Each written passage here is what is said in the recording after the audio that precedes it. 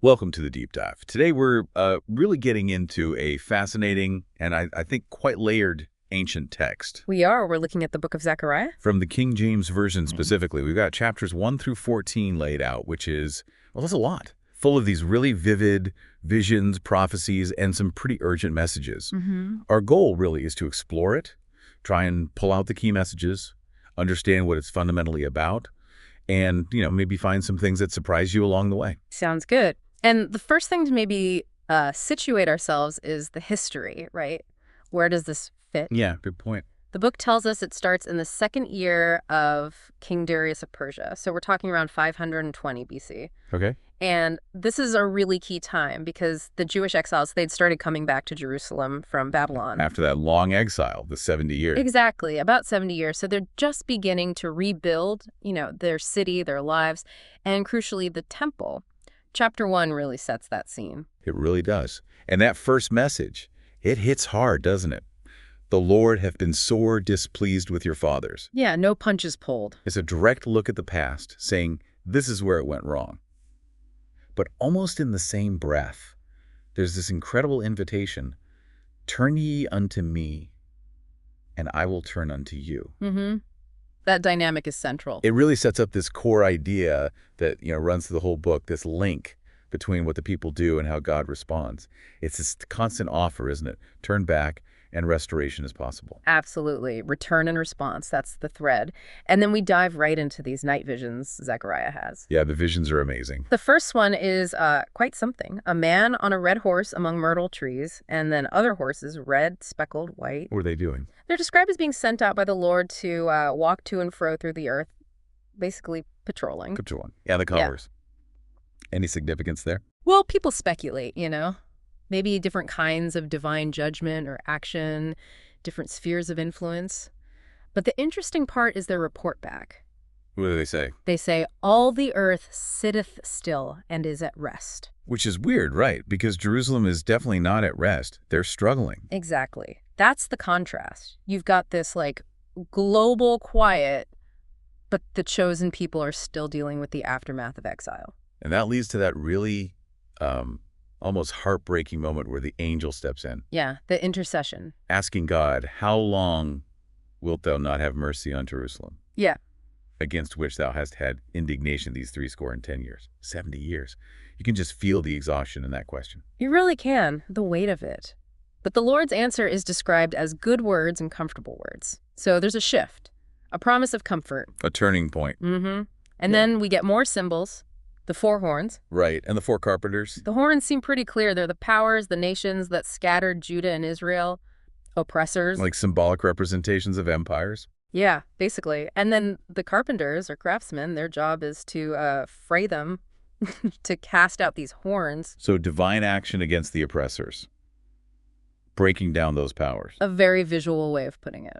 Purposeful dismantling. Okay, so chapter 2 then moves to Jerusalem's future, and it's a big vision. Huge. Almost unbelievable, maybe, for the people then. Jerusalem expanding so much it won't even need walls. Because of the sheer number of people and animals. Yeah. Like unwalled towns. Exactly. It throws out the old ideas of security, doesn't it? So what protects them then? Well, the Lord promises to be a wall of fire roundabout and the glory in the midst of her. Wow. So God's presence is the defense. That's the idea. Direct protection. And then there's that urgent call to get out of Babylon, the land of the north. Still urging them to return fully, to separate from the place of exile. Right, don't linger there. And the language about God's care. Oh yeah, that line is intense. He that toucheth you, toucheth the apple of his eye. So personal, so protective. It really conveys that deep connection. And this chapter also brings in something else, doesn't it? About other nations. It does. This idea that many nations will actually join the Lord. It broadens the scope way beyond just Israel. So not just restoration for Judah, but an expansion of God's people. Exactly. A future where God's influence spreads and others become his people. And it finishes by really hammering home that the Lord has chosen Judah again, chosen Jerusalem again. Restoration, renewed favor. Okay, chapter 3. This one feels like a courtroom drama. It really does. You've got Joshua the high priest standing before the angel of the Lord. But Satan's there too. Right there, opposing him, actively resisting. What happens? The Lord immediately shuts Satan down, The Lord rebuked thee, O Satan, and then describes Joshua as a brand plucked out of the fire. Rescued from destruction. Yeah, it emphasizes the grace involved. He was almost consumed but saved. It speaks volumes about mercy for the whole community he represents. And then the symbolism of the clothes. Right, the filthy garments are taken off. Representing sin and failure. Presumably. And he's given clean clothes, a fresh change, and a clean mitre, or turban. It's purification. Restoration of his role, his authority. Wiping the slate clean. Pretty much. But then comes a charge from the angel. It's conditional. On what? On obedience. If Joshua walks in God's ways, keeps his charge, then he'll have authority over the temple and access to God's presence. Responsibility comes with the restoration. Definitely. And then we get this huge prophecy. Behold, I will bring forth my servant, the branch. The branch. That's a capital B. Sounds important. Oh, it is. Widely seen as a messianic title, pointing to a future leader, maybe combining kingly and priestly roles. Okay. And there's a stone mentioned too. Yeah, a stone laid before Joshua with 7 eyes and an engraving, and the promise is that the iniquity of the land will be removed in 1 day. 7 eyes. Like God's perfect watchfulness. And removal of sin in 1 day. That's quick. Complete atonement. It seems to point that way. It's mysterious but powerful. And the chapter ends on a peaceful note, everyone under their own vine and fig tree. Security, fellowship. A hopeful picture. Then chapter 4. The golden lampstand. Ah, the candlestick vision. Iconic. 7 lamps, a bowl on top, pipes feeding them. And the 2 olive trees. Right, flanking it, providing a constant supply of oil. And the angel's explanation for Zerubbabel, he's the governor, overseeing the temple rebuilding is key. What's the message? Not by might, nor by power, but by my spirit, saith the Lord of hosts. That's one of the most famous lines from the whole book, isn't it? Absolutely. It's become foundational. The message is clear. This huge task, rebuilding the temple, restoring the community, it's not going to happen by human strength alone. It needs God's spirit, God's power. Exactly. Divine enablement, especially when they're facing what seems like a great mountain of obstacles. And the promise is that mountain will become a plain before Zerubbabel. Yes. Encouragement for the tough job ahead. He will bring out the final stone, the headstone, with shouts of grace, grace unto it. Signifying completion and divine favor. And it also addresses anyone who despise the day of small things, maybe people who are discouraged by the slow progress. What does it say to them? It says they'll rejoice when they see the work progressing, symbolized by the plumb line in Zerubbabel's hand. And those 7 eyes are mentioned again, the 7 eyes of the Lord, watching over everything. Constant divine awareness. So who are the 2 olive trees then? They're identified as the 2 anointed ones that stand by the Lord of the whole earth. Anointed ones, like leaders. Often interpreted that way. Maybe Joshua, priest, and Zerubbabel, governor leader in that context, representing the priestly and royal civil authority needed. Or perhaps a broader symbol of the ongoing prophetic and priestly roles essential for feeding God's light to the people. Okay, essential sources of God's power. Got it. Chapter 5 then. Takes a bit of a darker turn. It does. We get this vision of a flying scroll, and it's huge. How big? 30 feet long, 15 feet wide, according to the text. Massive. Wow. What does it represent? It's called the curse that goeth forth over the face of the whole earth, specifically targeting thieves and those who swear falsely in God's name. So a judgment against specific sins. Moral corruption. Yes. And it's not just a general warning. The scroll is said to enter the houses of these people and consume them, timber, stones, everything. That's very graphic. Direct consequences. It underscores the seriousness. Yeah. Then comes another, frankly, quite strange vision. What is it? An ephah, which is like a measuring container. And inside is a woman identified as wickedness. Wickedness personified, sitting in a basket. Basically. And it's sealed shut with a heavy lead lid containing evil, suppressing it. Okay. And then 2 women appear with wings like stork's wings. Stork wings, okay. And they lift up the ephah and fly away with it. Where are they taking it? To the land of Shinar, which is another name for Babylonia. Back to Babylon. Why? The text says they're going to build a house for it there, set it on its own base. Since Babylon symbolizes worldliness, opposition to God, maybe the place of exile, it's like wickedness is being removed from Jerusalem and contained back where it belonged. Banished. Sent back to its source. Yeah. Very symbolic. Extremely. Okay, chapter 6 brings us more chariots. More horses. 4 chariots this time, coming out from between 2 bronze mountains, each with different colored horses, red, black, white, and then dappled gray or grizzled and bay. Bronze mountains signifies strength, Stability. Perhaps. And the chariots are interpreted as the four spirits of the heavens going out from the Lord to patrol the earth. Like the first vision, but maybe more active, more like agents carrying out tasks. Divine power reaching everywhere. Right. And their movements seem specific. The black horses go north, the white go after them, the dappled go south. The red aren't specified as much. Does it say what they achieve? It mentions the ones going north have quieted my spirit in the north country. Quieted God's spirit, like mission accomplished, judgment delivered or resolved, maybe relating to Babylon. That's a common interpretation, a sense of completion in that direction. Then the focus shifts quite dramatically. How so? There's an instruction to take silver and gold from some specific returned exiles, Haggai, Tobijah, Jedaiah. What are they supposed to do with it? Make crowns, and then place these crowns on the head of Joshua, the high priest. Crowns on the priest. Isn't that unusual? Crowns are usually for kings. Exactly. It's symbolically significant. It honors Joshua, yes, but it also points forward again to the branch. That messianic figure again. Right. Who will build the temple, bear the glory, and rule as both priest and king on his throne. Merging the roles. Yes, with a council of peace between the two functions. A unique combination of authority. And the crowns themselves. They're to be kept in the temple as a memorial, a reminder of this promise. And the chapter ends saying even people far away will come and help build the temple. Yes, showing a wider scope again. But there's that condition. If they diligently obey the voice of the Lord, obedience is always key. Right. Okay, so chapters 7 and 8 seem to deal with a specific question. They do. A delegation comes asking if they should keep fasting and weeping in the 5th month. Why the 5th month? It was a traditional fast commemorating the destruction of the first temple, which happened in that month, about 70 years before. They'd been doing it throughout the exile. And now they're back, rebuilding, wondering if they should continue. Makes sense. But the Lord's answer, through Zechariah, is challenging. He asks, "When you fasted, did ye at all fast unto me, even to me?" Questioning their motives, like were they just going through the motions? Exactly. He pushes past the ritual to the heart of the matter. True devotion isn't just fasting. It's about justice, mercy, compassion, not oppressing others, not plotting evil. Actions over empty rituals. That's the message. He reminds them that their ancestors' disobedience, ignoring these very principles, was what led to the exile and the land becoming desolate in the first place. Cause and effect, laid bare. But then, chapter 8 pivots hard towards hope.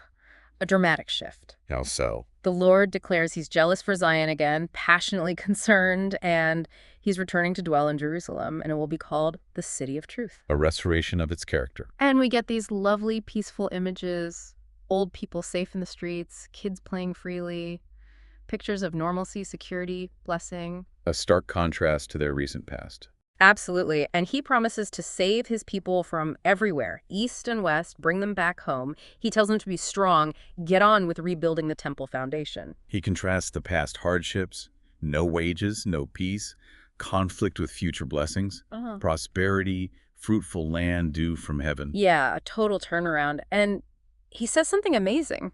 Just as they were a curse among nations because of sin, now they will become a blessing. From curse to blessing. That's powerful. And again, he lists the requirements. Speak truth, judge fairly, promote peace, don't plot evil, hate false oaths. It's about ethical living. And the fast they asked about? They will be transformed. The fasts of the 4th, 5th, 7th, and 10th months will become times of joy, gladness, cheerful feasts. Wow. From mourning to celebration. And it culminates in this incredible vision of the future. Yeah. Many peoples, strong nations, coming to Jerusalem to seek the Lord. Expanding outwards again. Massively. That image of 10 men from all different languages grabbing the robe of one Jew and saying, "We will go with you, for we have heard that God is with you." That's a picture of huge spiritual influence, isn't it?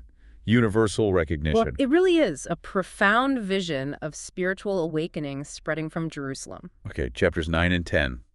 The focus seems to shift outwards again, to surrounding nations. Yes, prophecies of judgment against various neighbors. Hadrach, Damascus, Tyre, Sidon, the Philistine cities. Why judge them? It underscores God's sovereignty over everyone, not just Israel. His justice applies universally. And presumably these nations had oppressed Israel or acted unjustly. But is it just judgment? I thought I saw something else. You're right. Even amidst judgment, there's this little hint that a remnant from these nations might actually become for God, their leaders integrated somehow. It suggests transformation is possible even for enemies. Interesting complexity there. And then comes arguably one of the most famous prophecies in the whole Old Testament. Which one is that? The coming of Zion's king. Just and having salvation, lowly and riding upon an ass. Ah, the humble king on a donkey. Clearly points to Jesus' entry into Jerusalem. It's unmistakably linked in the New Testament, yes. This king will end warfare, speak peace to nations, and his rule will be global, from sea even to sea. An era of universal peace under this humble king. That's the vision. And there's also a promise about releasing prisoners. Prisoners of hope. Yeah, prisoners of hope, released through the blood of the covenant, told to return to their stronghold, and promised double restoration. Themes of redemption, hope, abundant restoration. So chapter 10 continues this restoration theme for Israel. It does.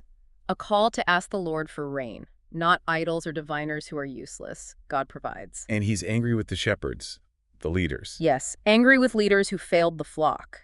But he promises to visit Judah, strengthen them, make them like a mighty war horse. So accountability for leaders, but strength for the people. Exactly. Judah and Joseph, representing the northern tribes, will be strengthened, saved, brought back with mercy. Their hearts will rejoice. How will he bring them back? It uses this striking image. The Lord will hiss for them and gather them, like a beekeeper calling his swarm. An active gathering. Even if they're scattered among nations. Yes. He'll sow them there, but they'll remember him far away, and they'll return with their children. From Egypt, from Assyria, he'll bring them back to places like Gilead and Lebanon. So much land they won't even fit. That's the implication. Room shall not be found for them. Overcoming obstacles, breaking the pride of former oppressors like Assyria and Egypt, they'll be strengthened in the Lord. Okay, chapters 11 and 12 seem to take a darker, maybe more complex turn again. Shepherds in siege. Yeah, chapter 11 starts with this lament. Open thy doors, O Lebanon, that the fire may devour thy cedars. It sounds like judgment on the mighty, the leaders. The howling shepherds, the roaring lions, Yeah. their glory spoiled. Right. It signifies the fall of leadership. Then comes this allegory where Zechariah acts out the role of a shepherd. Feeding the flock of slaughter. Yes, likely representing the oppressed people exploited by bad leaders. He takes two staffs, named Beauty and Bands. Beauty and bands, what do they represent? Beauty seems to represent the covenant, God's favor or grace. Bands seems to represent the unity between Judah and Israel. And what happens to them? He breaks them. First, he gets fed up with the flock, or perhaps the corrupt leaders managing them, cuts off 3 shepherds quickly. Then he breaks the staff Beauty. Breaking the covenant, God withdrawing favor. That's how it reads. And then the famous detail. He asks for his wages, and they value him at 30 pieces of silver. 30 pieces of silver, that echoes. The price of Judas's betrayal in the New Testament. He's told to cast it to the potter in the Lord's house, a sign of contempt for the paltry sum. And the second staff? Bands. He breaks that too, symbolizing the shattering of brotherhood between Judah and Israel, internal division. So failed leadership leads to broken covenant, broken unity. And then the prophecy of a foolish or idle shepherd who will arise and neglect, even prey upon the flock, a warning of disastrous leadership to come. A bleak picture. Then chapter 12 shifts to Jerusalem under attack. Yes, a future siege, all nations gathering against it. But the Lord steps in protectively. He says he'll make Jerusalem a cup of trembling and a burdensome stone for those attacking. They'll basically self-destruct or be thrown into confusion. God defends the city supernaturally. Yes. He'll strike the attackers' horses with panic, their riders with madness. He'll watch over Judah. Even the leaders of Judah outside the city will realize their strength comes from Jerusalem and the Lord. An unexpected dependence. And the Lord promises to destroy those attacking nations. But then comes something really profound. What's that? An outpouring of the spirit of grace and of supplications on Jerusalem. Grace in prayer. What effect does that have? It leads them to look upon me whom they have pierced, and they will mourn for him deeply, intensely, like morning and only sun. Looking on one they pierced. Yeah. And mourning.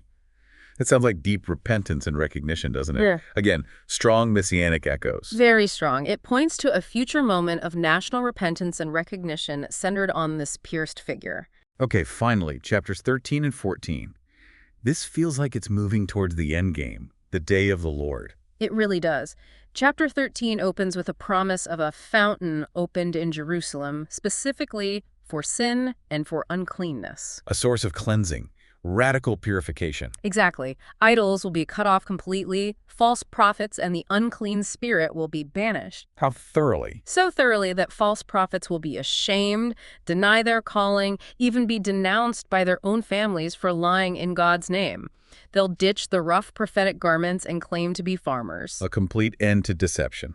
That's the picture. Then comes another key prophecy. Smite the shepherd, and the sheep shall be scattered. Again, pointing to the Messiah. Jesus quoted this about himself. He did. It speaks of the leader being struck, the followers dispersing, but also God turning his hand towards the little ones, suggesting care for a remnant, followed by a refining process.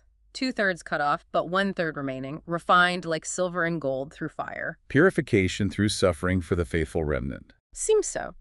Then chapter 14 describes the day of the Lord itself. It's dramatic. What happened? All nations gather against Jerusalem for a final battle. The city is actually taken, houses looted, terrible things happen, half the population goes into captivity. It sounds like disaster at first. It does. But then the Lord himself intervenes. He comes and fights against those nations. Oh. His feet will literally stand on the Mount of Olives, east of Jerusalem. The mountain splits in two, east to west, creating a huge valley. A massive physical change to the landscape. Wow. And people will flee into this valley for safety, like they fled from an earthquake centuries before. The Lord arrives with all his holy ones, his saints. A divine arrival in power. And this day will be unique. Not day, not night, something only the Lord understands, but at evening time there will be light. And living waters will flow out from Jerusalem year-round to the east and west seas. Bringing life, constant provision. That's the imagery. And the ultimate result. The Lord shall be king over all the earth. In that day shall there be one Lord, and his name one. Universal reign. Total sovereignty. Yes. The land changes physically, Jerusalem is elevated and secure, and there's a horrific plague described for those who fought against Jerusalem: flesh, eyes, tongues consumed, divine judgment. Even the animals in their camps are affected. Yes, total judgment. But then, another twist. What? The survivors, the remnant from those very nations that attacked Jerusalem, will start coming up to Jerusalem every year. To do what? To worship the King, the Lord of hosts, and to keep the Feast of Tabernacles. Former enemies become worshippers. It seems so. And if any nation doesn't come up, they'll face punishment, no rain, or the plague. It implies a new world order centered on worshiping the true King in Jerusalem. And everything becomes holy. Everything. The bells on the horses will be inscribed holiness unto the Lord. Even ordinary cooking pots in homes will be as holy as the temple vessels. No more Canaanite, no more impurity or idolatry in the Lord's house. Complete sacredness. A total transformation. So wrapping up this deep dive into Zechariah, wow, several big themes just keep coming back, don't they? Definitely. That constant promise of restoration, but always linked to repentance. Right. And the certainty of God's justice, both for his people and for the nations. And of course, all those prophecies about the coming king, the branch, the pierced one, the humble king, multifaceted. And the whole destiny of Jerusalem, its suffering, its ultimate glory, its central place, and overarching everything, God's absolute sovereignty. He's in control of history. It really is striking how vivid the imagery gets. I mean, flying scrolls, women with stork wings carrying wickedness away, mountains splitting.